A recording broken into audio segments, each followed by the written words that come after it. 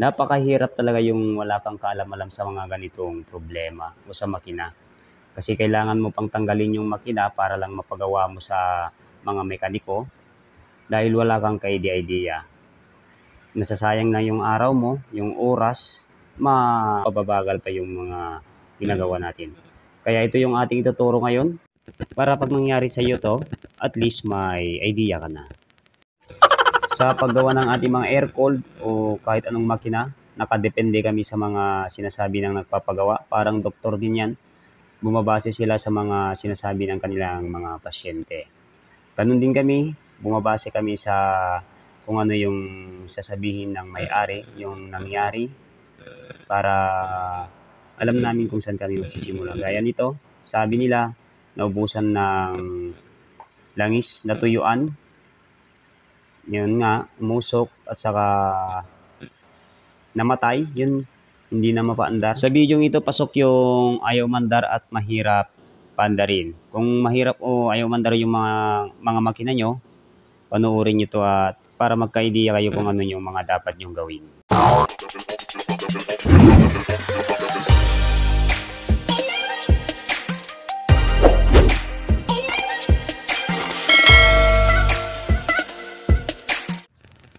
Eto mga guys, sabi nga nila natuyuan. So i-check natin yung kanyang filter, titingnan natin kung totoo nga yung sinabi ng may-ari. Alisin natin tong kanyang filter, bubuksan natin para ma-check natin kung may sira sa loob o may natamaan sa loob.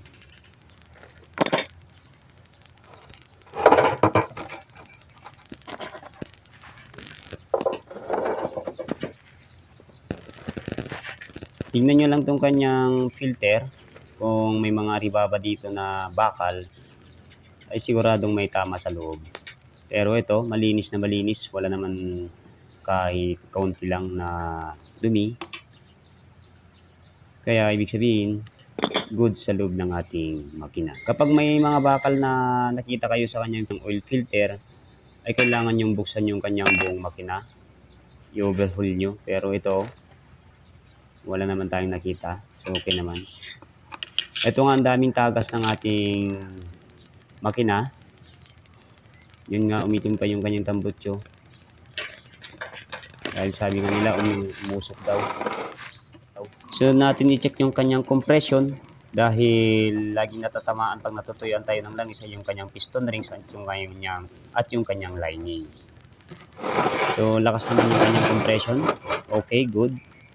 Then sunod natin tong kanyang mga bearings sa kanyang sigunyal, tong side bearing. Alugin lang natin to. Pag naalog natin tong kanyang sigunyal, ibig sabihin may tama yung kanyang side bearing. Okay, good yung ating bearing, walang alog. So kailangan na natin tong buksan para makita natin dito sa kanyang cylinder head. Alisin lang natin tong 4 na malilit na tornilyo, gamit lang tayo ng 13mm para malis natin tong kanyang tambutso. Sunod na natin tong kanyang pressure hose papunta sa kanyang injector.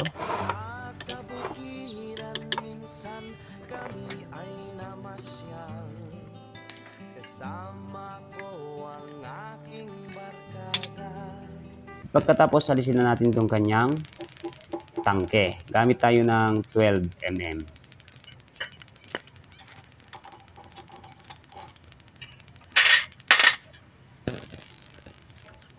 Binubuksan natin to mga guys para ayusin na rin natin yung kanyang tagas. Bali hindi pa natin chine-check dito sa ginagawa natin yung mahirap pandarin at ayaw mandar. Bali chine-check pa lang natin dito kung may tama yung mga kanyang mga pyesa sa loob. Pagkatapos natin alisin yung kanyang tangke, lowan lang natin to o alisin natin tong 17mm na nut dito sa kanyang cylinder head at yung kanyang mga spacer, alisin natin. At pagkatapos alisin natin itong kanyang hose papunta sa kanyang tangke sa retainer ng ating injector. At alisin din natin itong kanyang cap ng ating cylinder head, gamit tayo ng 10mm. Tatlo to.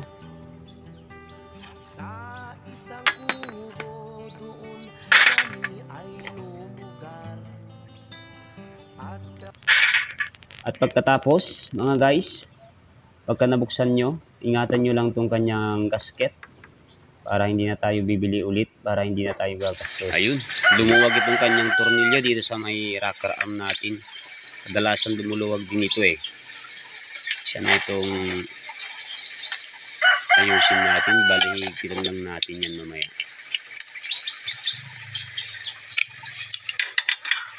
Then alisin din natin itong kanyang 17mm dito sa may loob, dalawa ito.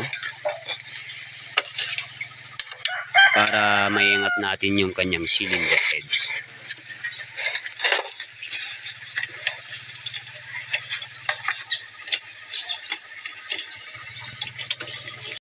At kapag nalisan natin itong kanyang dalawang 17mm at itong kanyang spacer, ay kailangan na natin o pwede na natin itaas itong kanyang cylinder head. Maalis na to.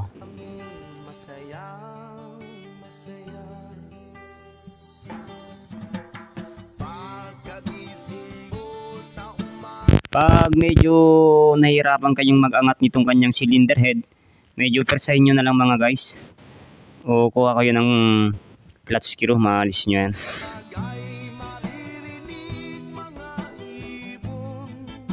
Eto, naalis na natin itong kanyang cylinder head. Kailangan na natin alisin itong dalawang cap ng ating valvula para hindi malaglag. Baka mawala pa eh, mas lalong magka-problema tayo.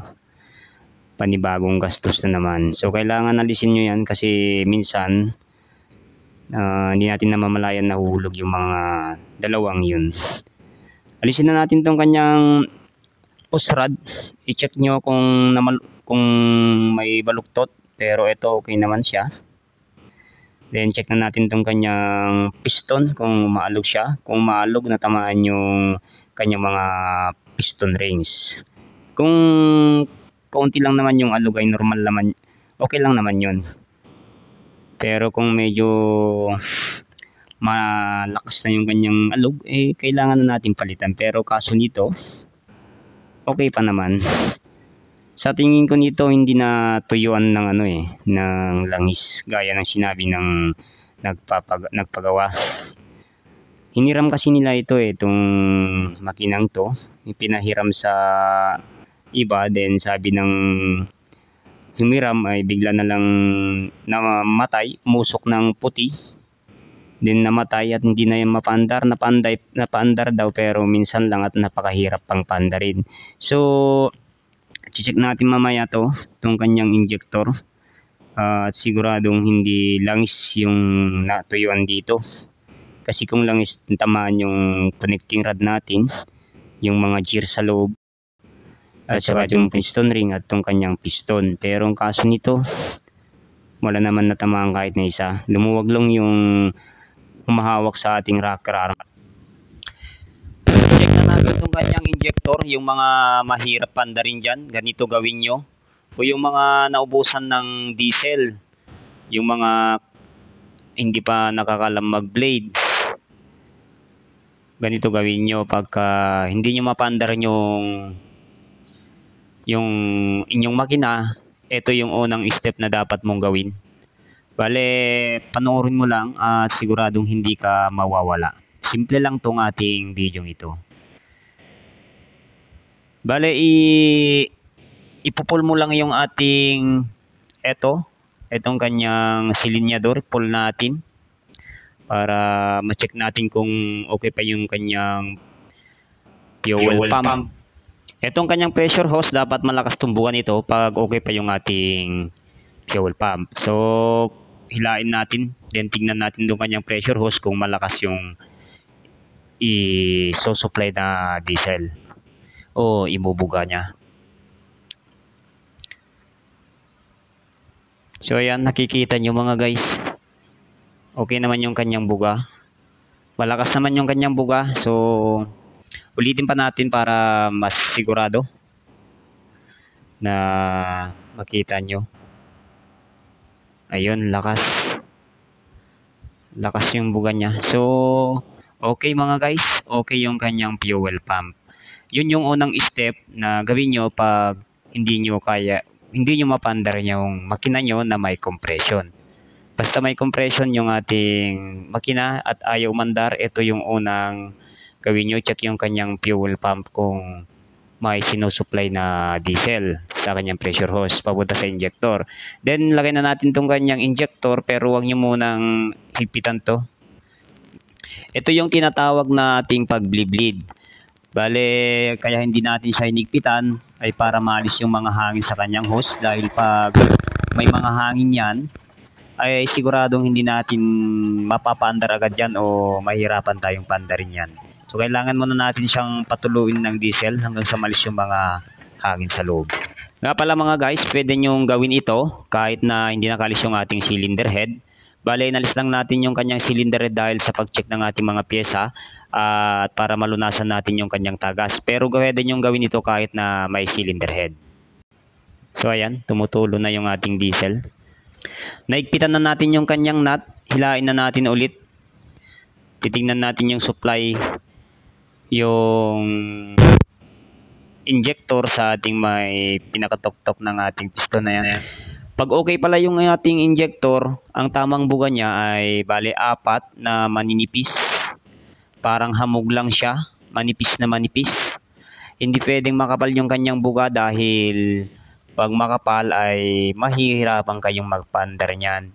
At kadalasan hindi nyo kayang pandarin. O mapandar nyo man, putol-putol, ayaw hindi makahatak yung ating makina pag may sira yung ating injector.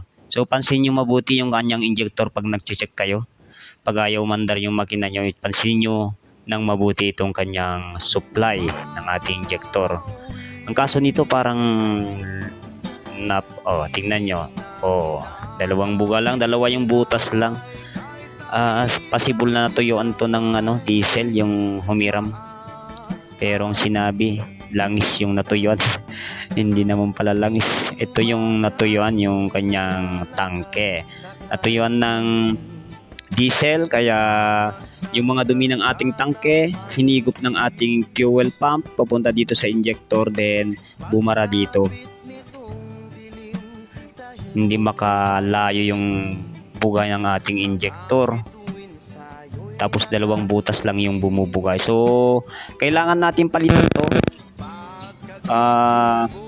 Buuin na natin palitan. May nabibili naman na nozzle tip, nasa 350 dito sa amin, pero medyo pwede pa naman tong ayusin, linisan, pero para wala ng hassle, bili na lang tayo ng bago, nasa 1,000 dito sa amin. Kasi medyo mahal dito sa Shopee, nasa 430 lang eh. Pero dito, bumili na lang tayo. Pag bumili pala kayo ng bago, hindi kasali itong kanyang parang spacer na to, kaya yung ating inalis kukunin natin at ilagay natin doon. Ito, kunin natin at ilagay natin sa bago na binili natin. Mga tips pa mga guys, ito yung dahilan kung bakit tumatagas yung ating makina. Palit kayo na lang kayo ng itong seal na to. Yan yung napupudpud dahil kaya tumatagas yung ating makina. Pero check nyo din yung kanyang breather kung gumagana pa. Pero kung gumagana yung kanyang breather, ito yung kanyang problema. Gamit tayo ng 1,000 na leha. Ilehain natin ng kahit kaunti lang to para maalis yung mga dumi-dumi, para mas sigurado na walang tagas. Kasi nagkakadumi dito, bumubukol, kaya lumalabas yung mga ibang o nakakawala yung mga ibang langis. So kailangan natin siya lihain yung pino. At saka ito, kailangan natin palitan tong kanyang windshield na to. Tinatawag nila itong O-ring, pero hindi naman O, kaya oil seal, yung rubber, kailangan natin yung palitan. So linisin lang natin mga guys, then balik na natin at papakita natin mamaya yung bago na injector natin. At nagpalit na pala tayo ng napalit na rin tayo nito, itong kanyang metal gasket, para mas sigurado na. Ayan, madumi na kasi, bukol-bukol na, kaya isa pa yan sa dahilan kung bakit tumatagas. So nagpalit na lang tayo. Nasa 100 lang naman yan, sa 75 o 100. At ito na nga yung bago na nabili natin mga guys, injector. Papakita natin kung ano yung buga ng okay pa saka yung kanina yung hindi na pwede. Pag tingnan natin yung pinagkaiba. Sabi ko nga pag sinalpak natin yung injector, huwag muna natin siyang higpitan. Hilahin muna natin siya hanggang sa may tumulo. Ayun, may tumulo na. May lumabas na kasi tumulo. So kailangan na natin siyang hipitan. Okay na to para ma-check na natin yung kanyang buga. Ewan ko, basta pag linaaw sa Ilocano. Pansinin. Ayun no, ang ganda ng buga, ang ganda ng supply. Ito yung tamang buga ng ating injector, yung okay pa. So, kailangan natin alisin dahil okay naman siya. Ganun yung buga na dapat sinusupply ng ating injector. Yun yung tamang buga ng okay na injector. So, ito lang yung dapat nyong palitan mga guys pagka hindi nyo mapandar yung makina na may compression naman. Okay, time to install na. Kailangan na natin ibalik yung mga dapat ibalik. Pero hindi na natin siya bibidyohan dahil masyado nang mahaba itong ating video. Bale, yung mga importante lang yung pinakita natin.